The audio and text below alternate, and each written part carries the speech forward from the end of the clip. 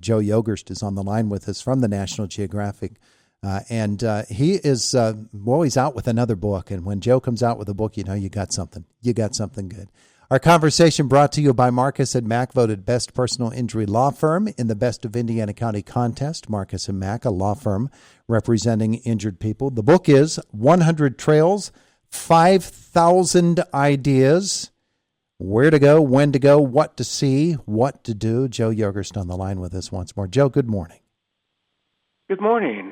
How you doing, Todd? Wonderful. It's good to be back with you again today. And this time we're traveling on, we've got some remarkable trails around here, our Ghost Town Trail, our Hoodlebug Trail, but there are trails literally all over the United States, and you could probably walk from one end of the country to the other and never get off a trail, huh?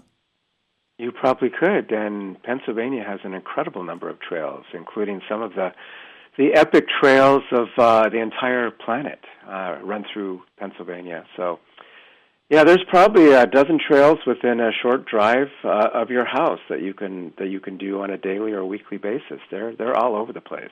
They're just wonderful. Where did you get the idea? Last time we talked to you, you were in the national parks, and now you're on our national trails. Where did you get the idea to do this one? Well, I have to admit it wasn't my idea. It was my editors at National Geographic. Uh-huh. And it's one of the, not a lot of good came out of COVID, but this book came out of COVID because my editors looked at what was happening very early on in March and April of 2020 and said, we don't think people are going to be traveling internationally for a while, but we guess that they're going to go back to domestic travel. So why don't we do a book on trails? And so they got me working on it in the spring of 2020. And that's how this book came about. It was one of the strange little spin-offs of COVID. Now, I'm assuming you knew that there were dozens and hundreds of trails, but probably not even you realized how many there are. And I think what it did for me, this book, was it opened up my eyes to how beautiful our country really is. It is, and I've been working on this series of books since 2016, and over that time, I've traveled to a lot of parts of the country, to the U.S. and Canada that I'd never been to before, and I'm always blown away about how beautiful it is everywhere, and how there are interesting things everywhere, including trails in this case. But in national parks, when I was doing that, there state parks, there's good stuff everywhere, and I think that, never overlook a state. Not every place is Alaska, but there's a lot of amazing nature out there everywhere. Yeah, you're absolutely right. Now, some of these trails are sneaker trails and some of them are boot trails, but you do us the favor of really breaking down for us what the trail is going to be like and how we should prepare for them. It especially if you're going to walk from one end of the trail to the other, that can take days and sometimes even weeks. But it's not something to not take seriously. Nobody likes a blister, but there are ways to safely walk these trails and to really optimize your experience, aren't there? Oh yeah, for sure. If you're a novice hiker, it's always best to, the most important thing is a good pair of footwear. If you're just going to become a casual hiker on urban trails or just countryside trails around where you live, then, you can do with a good pair of comfortable, sturdy walking shoes or walking boots. And if you're going to go hardcore and you're going to do this and you're going to do the Appalachian, or even if it's a week-long backpack, you need something a lot sturdier that gives you ankle support and that is waterproof and that really holds up and hopefully doesn't give you blisters over the course of it, or sore heels or anything like that. So yeah, footwear is really, really important, and it's also really important to know your limitations. Like I said, if you're a novice, start out with local trails and take it a little bit at a time, an hour, build up to half a day, build up to 6 hours.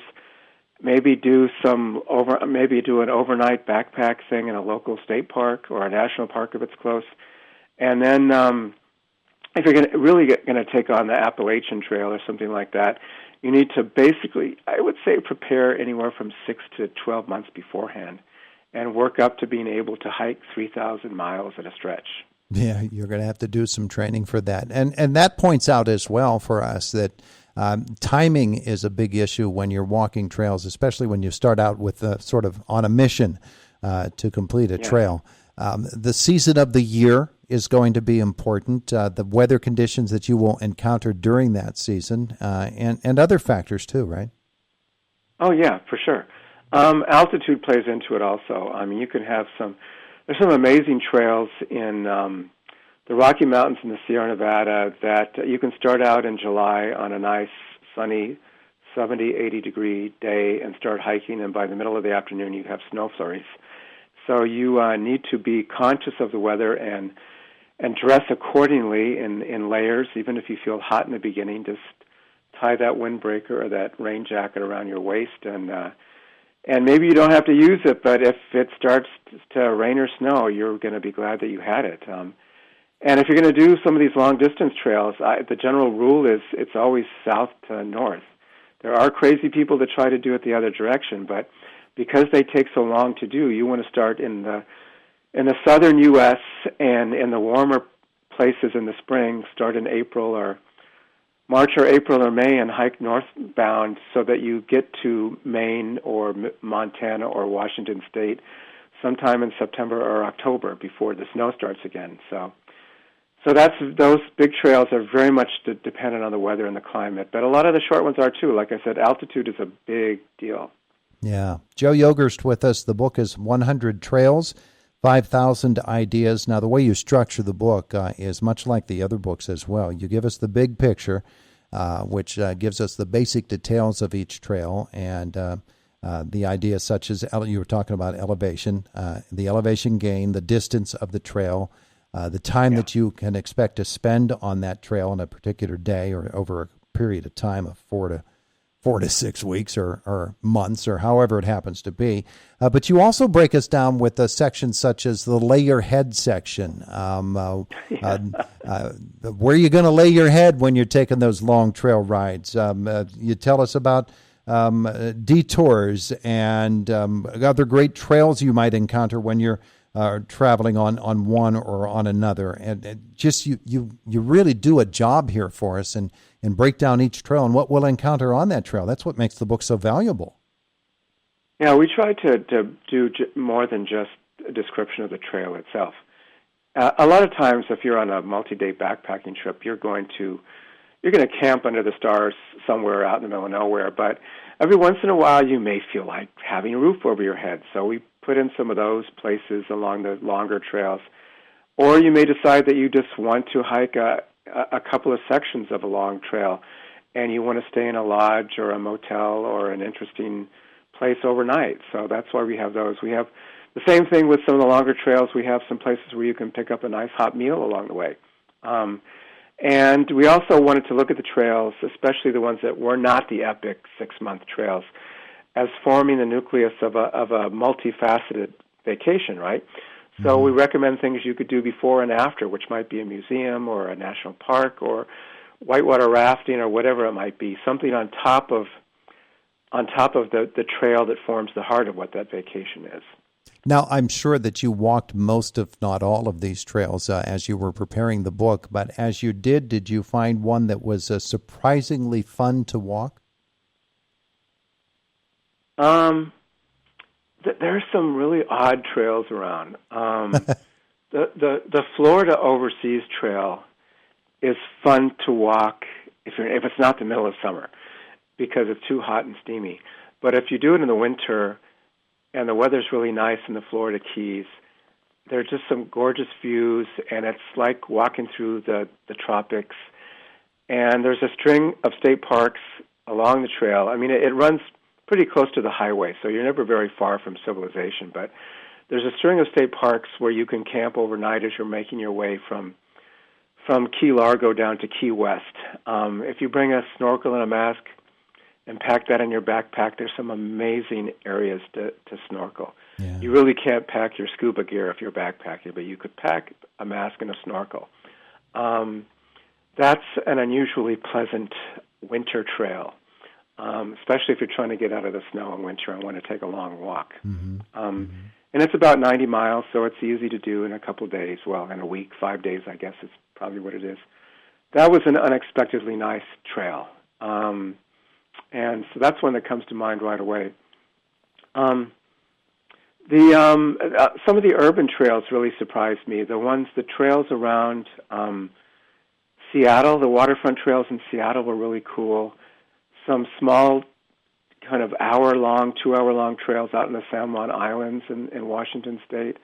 Those were unexpectedly good because you kind of think, oh, it's only an hour, how good can it be? But the views are just incredible across the Puget Sound, or seeing a whale in the distance, or this cute little white, red and white lighthouse that's been there forever that's on the trail. So there's a lot of unexpected trails around in different places. Yeah, I really liked reading about some of the Midwest trails, particularly the Cowboy Trail in Nebraska.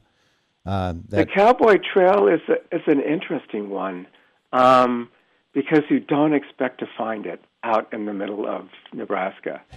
And, as you know from reading it, it was an old railroad line that got disused, and they ripped up the tracks and decided to make a rail trail out of it that runs right through the middle of, that's why it's the Cowboy Trail, the cowboy country and the sand hills of central Nebraska.